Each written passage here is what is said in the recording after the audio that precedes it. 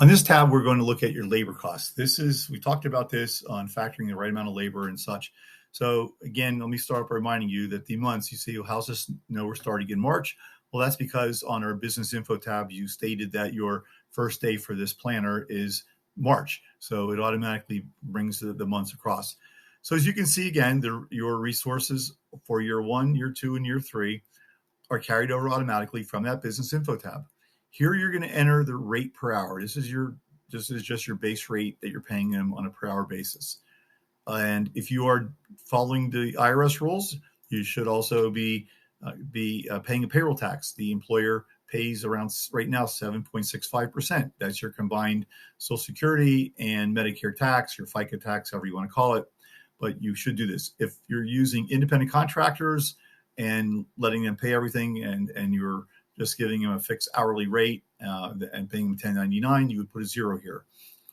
If you're doing monthly benefits, and this can include health benefits, it can include anything else that you're paying that covers. So if they're on the payroll for the month working, you're giving them some monthly benefit. Yeah, it's this ain't much, $200, $100, but I'm just again showing this for the point here of how you can factor labor costs.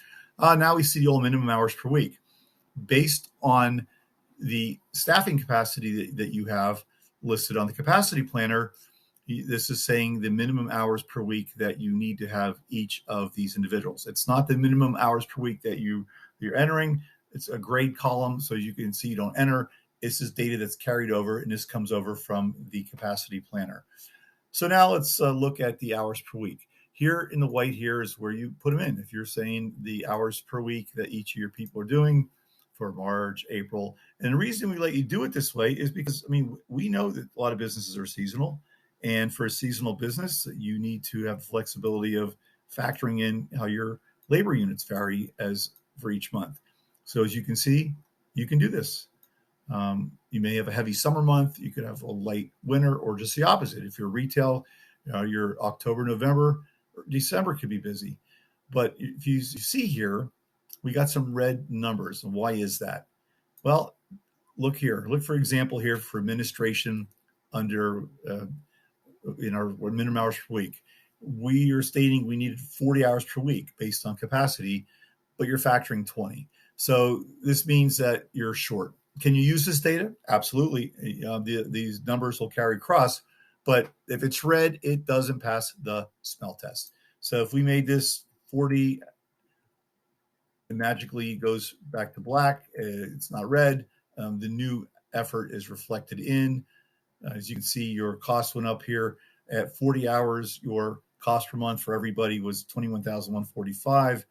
If we had it at 20 hours per week, it was $22,633.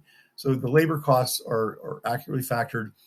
This cost per month is based on the hours per week and weeks per month. We were using the example of 4.3 weeks per month, 52 weeks, 12 months, 4.3 weeks per month. To make it easier, you can copy your payroll by clicking the red button here. This will bring across the rate and payroll tax and monthly benefits to the other 2 years. Makes it easy for you. Here's your instructions, like how to plan your labor costs, our definitions. So you see this in the copy button.